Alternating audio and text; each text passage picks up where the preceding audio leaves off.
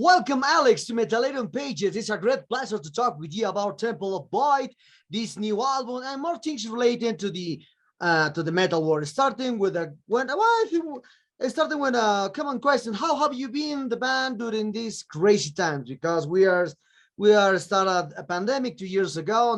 Now perhaps we are ending this pandemic, but the curious thing is we are starting a war in Europe. So that's a crazy times. So now we don't know what will really happen the next couple of years. Perhaps an alien invasion, zombie apocalypse, the machine takes the powers. So now who knows what happened the next couple of years?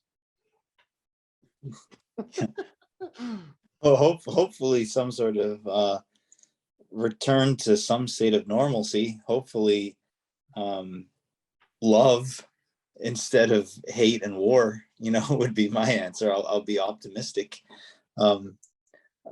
Yeah, I mean, like, obviously the pandemic's been crazy, but it's been a productive time for us, probably like a lot of artists, when faced without the ability to play shows and kind of leave the house.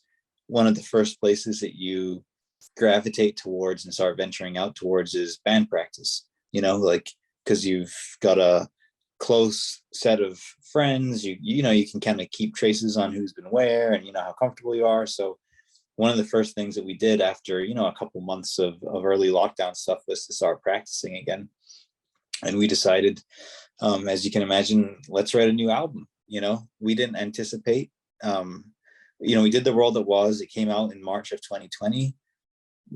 Pandemic hit. We thought we'd be supporting it, with tours and, we had record release shows booked, all this kind of stuff. And then that all went up in smoke. So we said, okay, I guess you can't keep us down. Let's move forward. We wrote a new record. And then by March of 2021, we were in the studio. So that's how we dealt with that. And then just in April of 2022, we went to Europe. And, everything was very contingent upon, vaccines and COVID and all this stuff. And then, you think that you've cleared that hurdle somewhat. And then Ukraine happens, like Russia decides to do their thing. And it's like, to your point, like, what's next? It just felt like one after another. But our attitude the whole time was just to keep moving forward, until we hit a roadblock. Like, I don't want to stop myself. If there's an opportunity, then we'll try and take it. Yeah. So could we say that this new album was composed and written during this pandemic? Mm-hmm. Completely. So perhaps one song previous from the world that was, perhaps, or just entirely complete in this pandemic. No, entirely. It took us about 8 months, and we wrote the whole record. Yep. Okay. Now we will talking about this synonym to Slayer. So usually the band has a preferred one into this new album, and into the new album perhaps one song that one to play more live. Perhaps is Death Touch, perhaps is Engulfed, perhaps is the Transcending Horror. Which songs for you presents more memories when this song was composed in the past? I mean, because it's 40 minutes of music, so it's not like it's this, mammoth undertaking. Like, each one has its own kind of special memory, and whatnot. Some of them came easier than others, but I would say that Engulfed is one that I'm really looking forward to playing live. When we went to Europe, the record wasn't out, so we played songs off of the first 3 albums. But next time we play shows, of course, we'll be able to play Summoning the Slayer tracks. And Engulfed is one that when we're in the practice room, it takes on a different vibe for us as musicians playing. It becomes really, not to use the word, but transcendent. Like, it's one where there's an energy in the room because of the crescendo and the way that we're able to kind of build things up. As musicians, it's very fulfilling and exciting to play that track. And songs have one sort of meaning and experience when you listen to them, and they have a different sort of experience when you play them. And that's one where we get a lot of energy out of playing that one. Okay. Well, I've been reading the reviews from the from the previous one, The World What That Was from Temple of Void. And I read a lot of bad reviews about the sound, about this, a lot of the production is not well done compared to this one. So do you think the previous album, The World That has some troubles in the productions? No, a lot of people praise the production on the prior records. They like the heaviness of the guitars, you know, and like overall, like the albums, each one got successively better sounding. But they were limited by, you know, the studio that we're in is only like so much. We can only make incremental progress. And when we moved to Relapse, we got, you know, as you'd imagine, like a bit of a bigger budget. So we were able to branch out, and we flew to Philly to record with Arthur. And he was someone that we really respected, his artistic approach and the way that he, you know, made albums. So we wanted to step it up a notch. And I wanted something that was less muddy, you know, and more high fidelity, because I felt like the Mount Doom stuff was just a little bit more on the muddier side. People think that muddy equals heavy sometimes, and that's true to a degree, but like that was never our goal. Like we always wanted to hear everything as clear and, you know, high fidelity as we can without sacrificing any of the energy and the rawness. And I think that was exactly what we got from Arthur. Like we don't record to a click track, you know, it's not pristine, there are mistakes, but it's just, you can hear the separation in all the instruments so much better. The drums are markedly better, the bass tones, you know, considerably better. So he elevated us in the areas that we needed to be elevated in. Okay. Well, the start now talking about the whole discography of Terror and the Supernatural was released by Rain Without End Records. Then the next two, Lords of Death and The World That Was released for Shadow Kingdom Records. And now you did a great success, a great accomplishment to sign with Relapse Records. So how do you see this? How do you see this achievement for you? Because it's a great success to the band to stay at the same level that Incantation. Yeah, I mean, it was a goal from day one. If you had asked us like what label would you want to be on, of course all of us would have said Relapse, you know, like from the inception of the band. So to take, you know, to make it up there, you know, yeah, it was a goal and we achieved it, and we're proud of it. But it's really less, I mean, it's less pride, and it's just more like we're just happy to work with them because they're good people. We have a full team of people supporting us. You know, they have, with the prior record labels, it was typically like one guy, you know, like Tim from Shadow Kingdom, and he had a couple people helping him. At Relapse, you know, we have a guy who's in charge of production, a guy who's in charge of social media, a guy who's in charge of, you know, marketing, a guy who's in charge of Europe, a guy who's in charge of, you know, video, like full-time staff members. You know, it feels like you've got an army behind you, and an army of enthusiastic Temple of Void fans. So it's really very casual. They run everything professionally, but they're very casual and easy to talk to, and very genuine. So we're really happy to be on their roster. Great. Well, I have another question about the style of the band, that death metal with doom metal. As you can see, a lot of bands tag or label this kind of stuff: death doom metal band, doom death metal, or etc. Combinations with the style.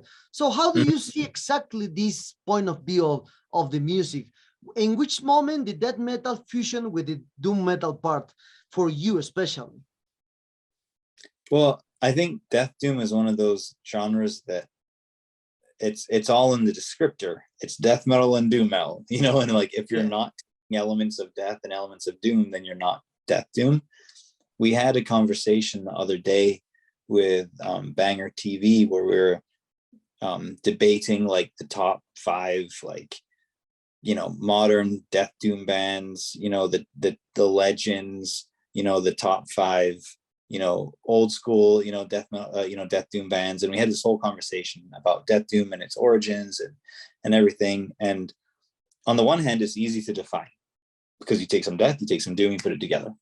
On the other hand, because death metal is such a broad genre in and of itself, and death doom such a broad genre, then you have different interpretations about like what is death doom and how much ratio of one or the other does it make it death doom. Because we would ask the fans, like, is Asphyx death doom or are they death metal? Like some people are, like people say Autopsy, Asphyx, Incantation, like to me these are all death metal bands. They have doomy aspects to them, but they don't have enough doom in their sound to truly be death doom.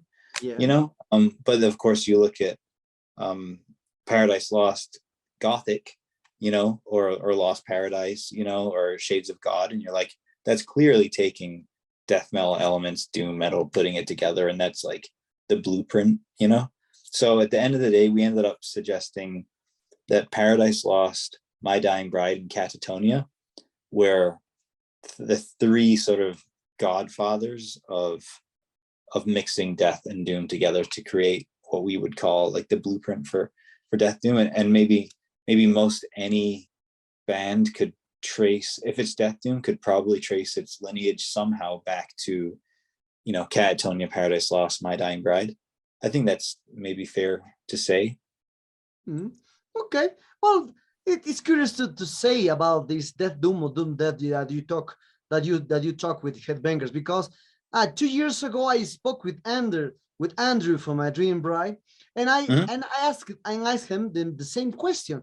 How do you see the difference between death doom, or the mixing the death doom death, etc., etc., and how did you see My Dying Bride as a death doom metal band? And he told me that not.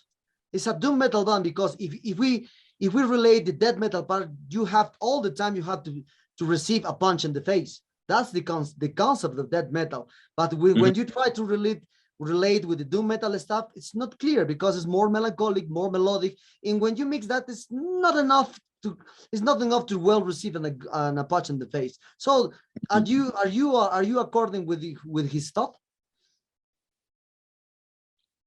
I mean, This one is of the godfathers of the death doom.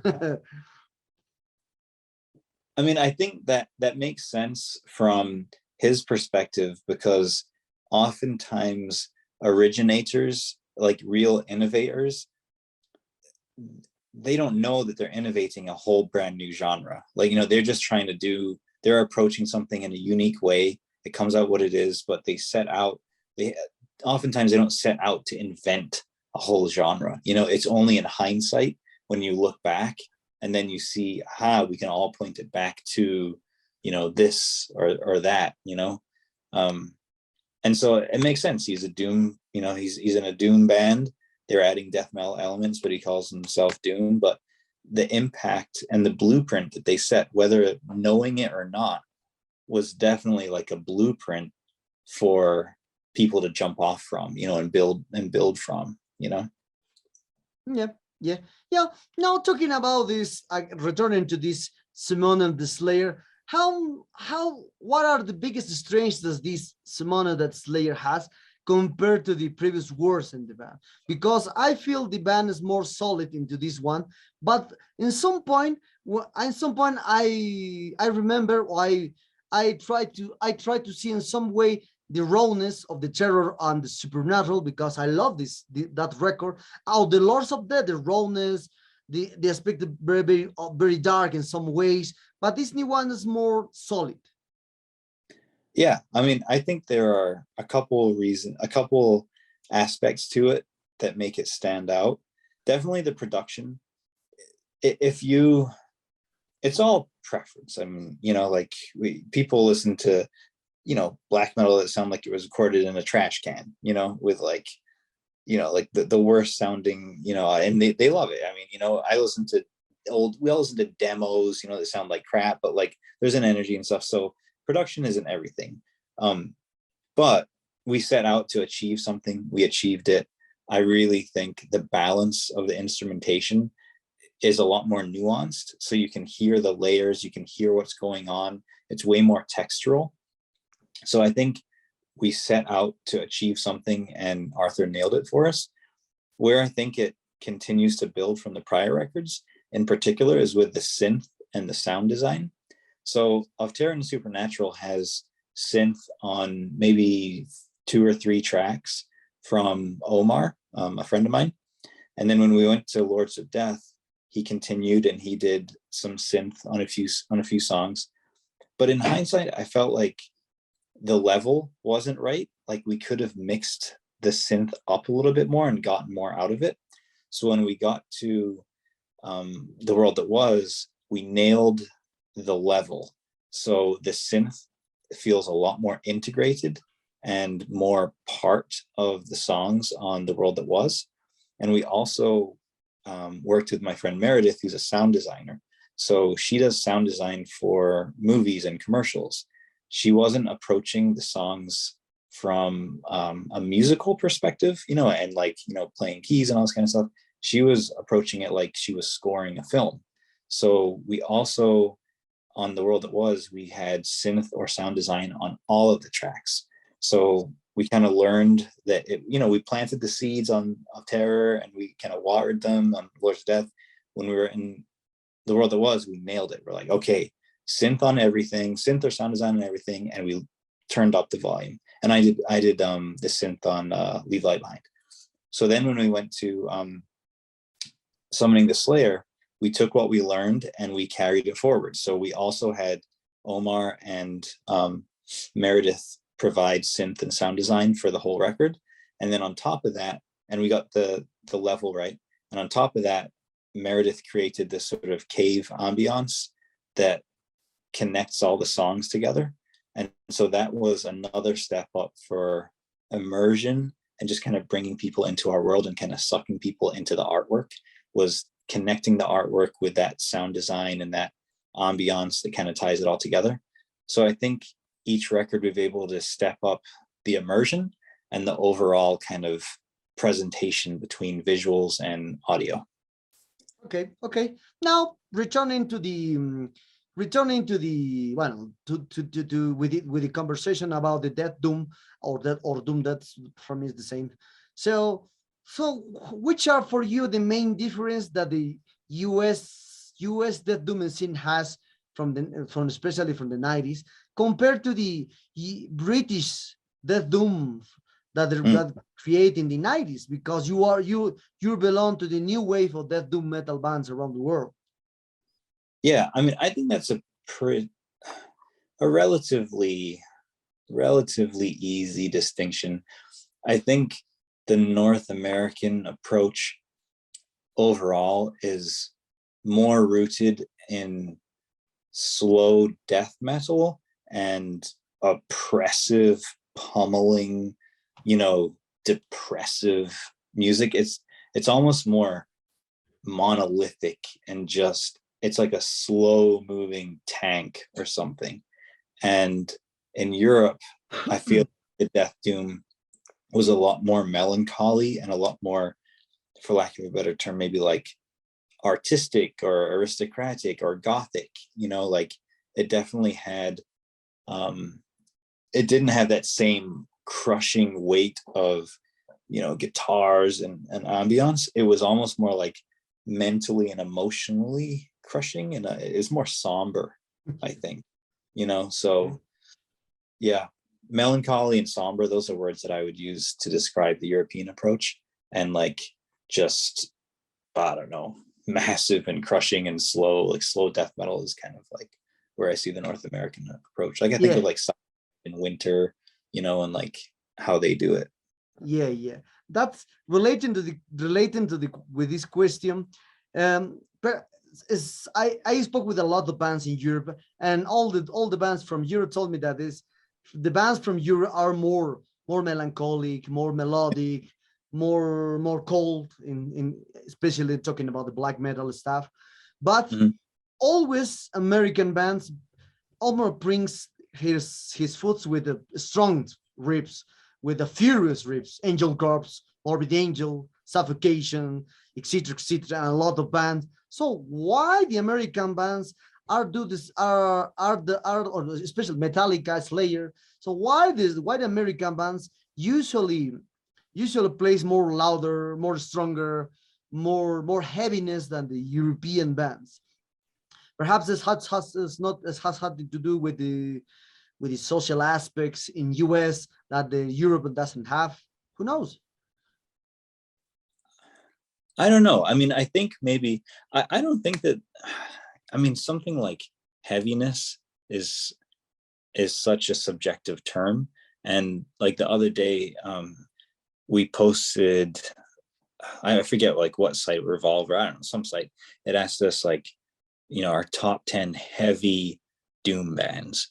And like I put 40 Watt Sun as one of the heaviest doom bands, but they're all clean guitars, like they're slow, like Funeral Doom pace, but they're heavy to me in a mental way that's far more crushing than a generic death metal band that turns everything up to 10 and just tries to like melt your face with blast beats. Like that could, to me, potentially just be obnoxious and boring and not heavy at all. It's versus, what Patrick Walker, like his voice and the tone and the way that he sings, that has like an emotional resonance that's far heavier. So I think like you can get at heaviness in different ways. And also I put like Electric Wizard.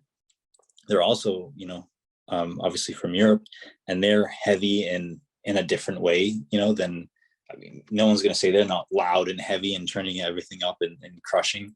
They just do it in a groovier way, I guess a more psychedelic and groovier way than American. But I think maybe on the American side, what you're touching at is it's more riff oriented, and maybe a little bit more technical. Maybe that has something to do with American culture and sort of hero worship and guitar gods and like proficiency and people being lauded in society for showing off or having exceptional skill. Like maybe it's just something that's in the water in America, like, I don't know, whether it's seeing Arnold Schwarzenegger, and exemplifying, like, bodybuilding, or whether it's seeing some football, hero or whatever it is, that sort of like extreme professionalism or extreme talent is lauded. And maybe in Europe, there's less show-offs, like, and people are maybe more introverted, or, they're more humble, maybe.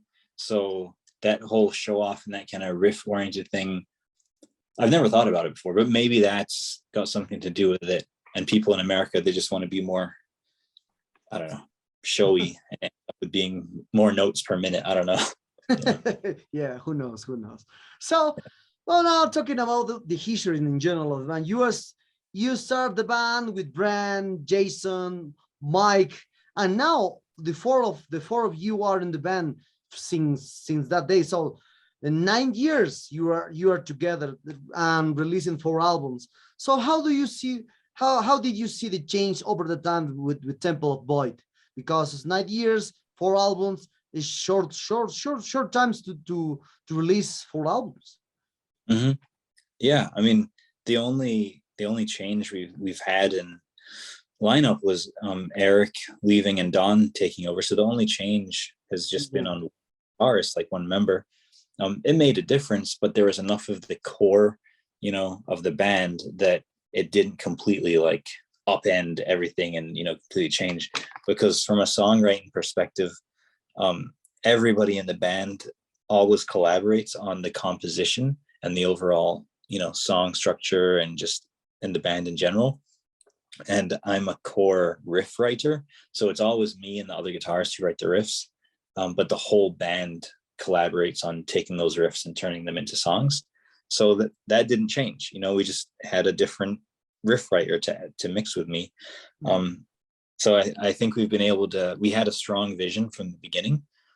And something that's interesting to me is when I look back on all of the songs we've written, there are songs off of Terror and the Supernatural that I think we could have written today. And recorded and released. And I think there are songs we've written today that we could have easily just have written, maybe of Terror and Supernatural era. Like, it doesn't feel like we had a very strong vision from the beginning, and it doesn't feel like we've deviated a whole lot. We try and keep it interesting and experimental, and we try and innovate, but we've never went, complete changed the band completely. And I think having Mike with his consistently, amazing death doom or death growls on top of everything, Jason's drumming, those two aspects kind of sandwich everything that we do, and they become a real backbone for our sound. Okay. So we are very close to this interview, Alex. And one question: what are the future plans that the band has for this new album, perhaps upcoming tour? Yeah, you told me that you will back to Europe, perhaps, and so more videos upcoming, or perhaps, who knows, in the near future, a Latin American tour. A Latin American tour, that would be nice. Right now we don't have any plans, period. It took us a lot of effort when we went to Europe. We couldn't bring Don and Brent because of vaccine issues. So we had to have Mike had to learn all of Don's parts and do vocals and guitar. And we had my friend Justin fill in on bass. So the time leading up to the European tour, it was a lot of practice. It was a lot of hours and effort, playing with Mike and Justin. So that was a big effort. And then we're gone for 2.5 weeks. So it's a lot of time away from our family, kids. When we got back, the album came out. We just wanted to take a break and just let the album kind of get out there, let us kind of do more family stuff and not worry about it. It's not, Temple of Void isn't a money maker. It's not our job. We do it for fun and for passion. And historically, like you said, in 9 years, we've put out 4 albums, split 7 inches, EPs, random songs here and there. We're, comp tracks, we're busy. We're a relatively prolific band. But we don't want to put additional pressure on ourselves. So when we're ready, we'll get back out there. We'll start, doing little tours here and there. I don't think we're going to do anything significant until 2023. But it would be nice if we could at least do some release shows this year, do some record release shows. And then in 2023, it'd be nice to maybe play some new territories, Yeah, it'd be great to go south of the border. It was expensive going to Europe, so I don't know. I'd love to go back again, but we'll see how that, if we can make that happen. Okay. Great to know that. So, well, Alex, the sad times arrive at this interview. I hope you enjoyed this one as I did. And thank you very much for your time. This new album is amazing. Congratulations for that. So perhaps, do you want to add something to your Latin American fans that expect sometimes in the near future to see Temple Boy here, and Metallerium followers? I mean, in general, we love the international aspect of the support that we get. And for instance, we've had our records re-released in Brazil. We've had records re-released in Mexico. We've been in, lots of zines, had a lot of support, with zines in Latin America. And I mean, again, same thing in Europe. We've had records released all over Europe and, Southeast Asia. And it's very humbling, and we never take any of it for granted, so we appreciate that global support. I wish we could play everywhere that wants to see us, we'll just have to see what we can, where we can get to and when we can get to it. So I can't promise anything, but, we'd love to. We'd love to play new places and just, explore the world more. So fingers crossed.